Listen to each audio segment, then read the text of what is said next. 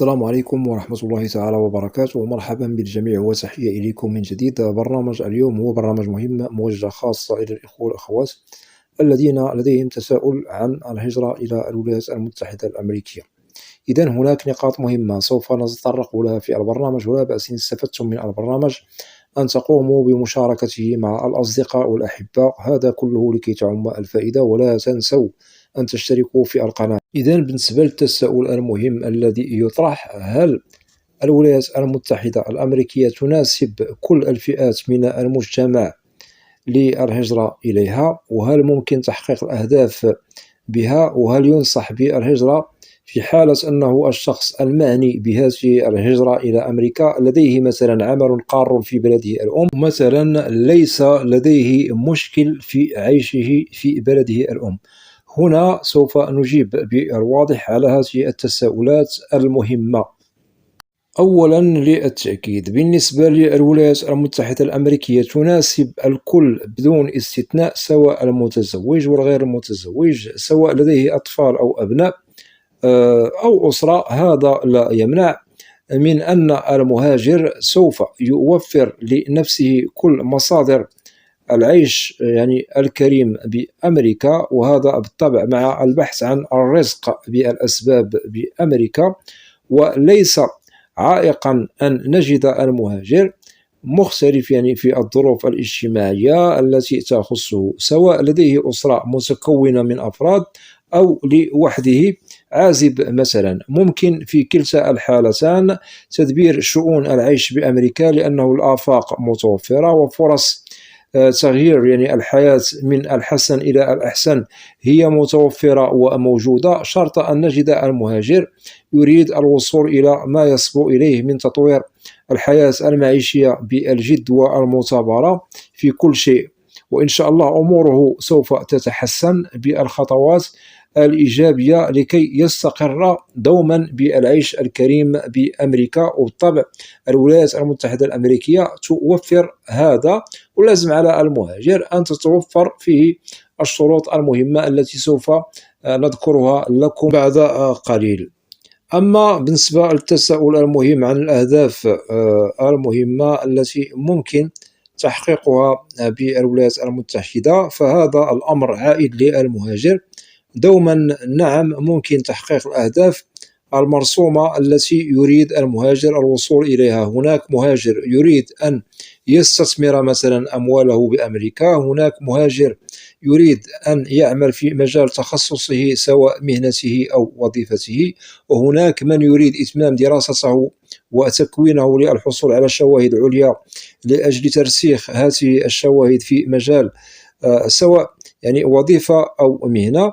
وهناك من يريد أن يدبر شؤونه المعيشية لأجل الحصول على الإقامة الدائمة والجنسية الأمريكية لأجل المستقبل والاستقرار. إذن الاختلاف موجود بين فئات المهاجرين، لأنه الجنسيات فيها سوف نجد عرب وأجانب من بلدان مختلفة، وأمريكا أبوابها مفتوحة للكل أو لكل الفئات من المجتمع، والتي دخلت بشكل قانوني إلى الولايات المتحدة بالطبع تعطى لها جميع الصلاحيات لسبل العيش لأجل تطوير يعني القصد من الهجرة إلى أمريكا. والأهداف هي موجودة، رغم أن هناك مهاجرين ليس لديهم الرؤية الصائبة بأن الولايات المتحدة الأمريكية توفر للمهاجر سبل العيش الكريم. إذن هذه الأفكار تظل جانبا، ولازم على كل من هو يفكر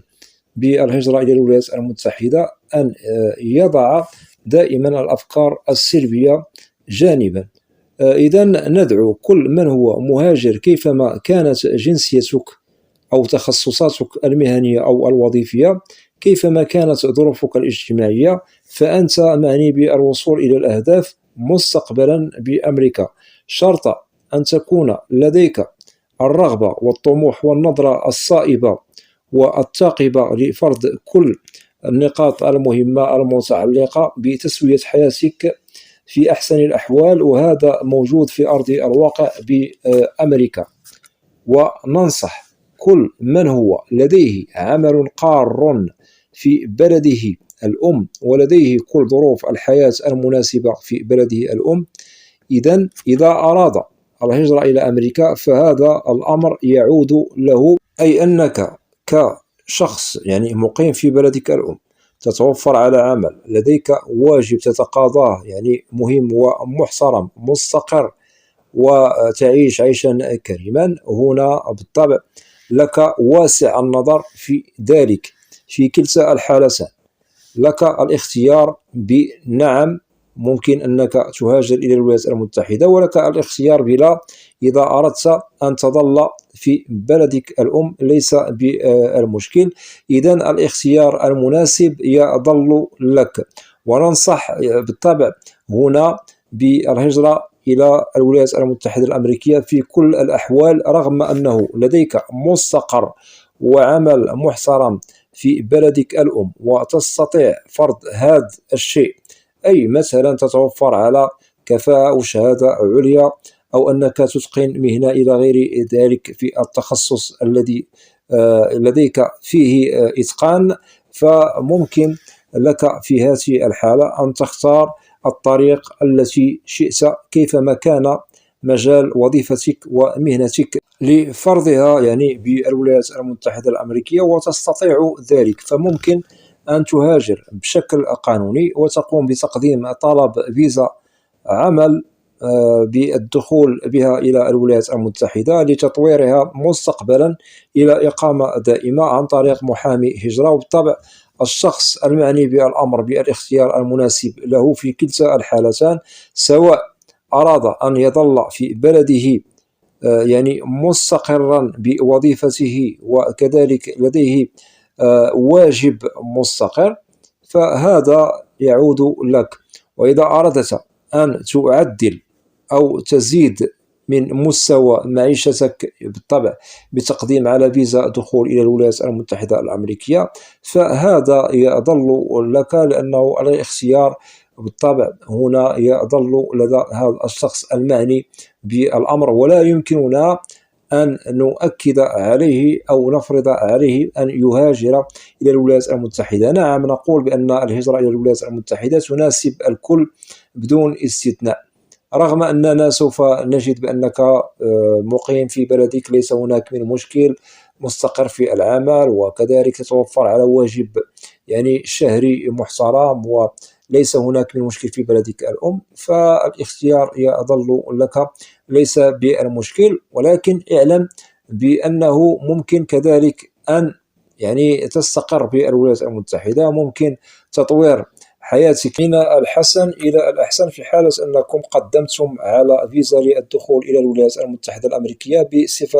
قانونية، والأمر في الأول والآخر يعود لكم في الاختيار المناسب لكم، إما بالهجرة إلى أمريكا أو المكوث في بلدكم الأم، ولكم واسع النظر في الاختيار المناسب لكم.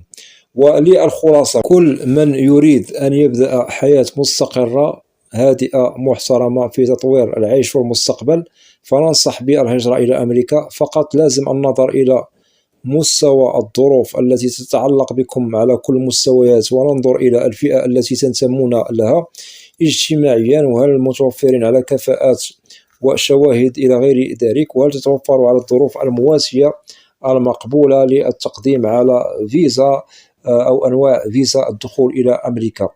وكذلك نقطة مهمة، إن شاء الله إذا توفرت فيكم كل الظروف المواسية فالنصيحة بالهجرة إلى أمريكا بدون عودة إلى الأفكار السلبية التي تمنعكم من الهجرة إلى أمريكا. وممكن أنه سوف تجدون كل ما هو مهم تبحثون عليه من مستقبل يخدم يعني حياتكم بأمريكا، سواء منفردون أو متزوجين لديكم أسرة، أو أنكم بالطبع عازب في الولايات المتحدة بلد الفرص والأهداف.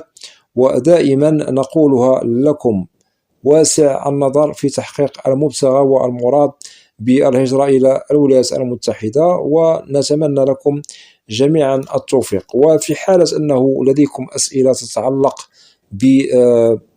برنامج اليوم أو أي برنامج في القناة، فلا بأس أن تقوموا بوضع تعاليق عبر القناة، وسوف تجدوا الإجابة عبر البرنامج المعروف بالقناة، برنامج أسئلة وأجوبة، لأنني لا أستثني منكم أحدا. وأتمنى من الإخوة والأخوات الذين لا زالوا لم يشتركوا في القناة، أدعوكم للاشتراك في القناة وتفعيل زر الجرس ليصل إليكم كل جديد. ولا تنسوا أن تدعمونا دائما بلايك لكي نصل إلى أكبر نسبة من المشاهدة. وبالنسبة للقناة محتواها كامل وشامل عن الهجرة والمهاجر إلى الولايات المتحدة الأمريكية بشكل عام وكتعريف. وأسألكم الدعاء، وإلى لقاء قريب بإذن الله، والسلام عليكم ورحمة الله تعالى وبركاته.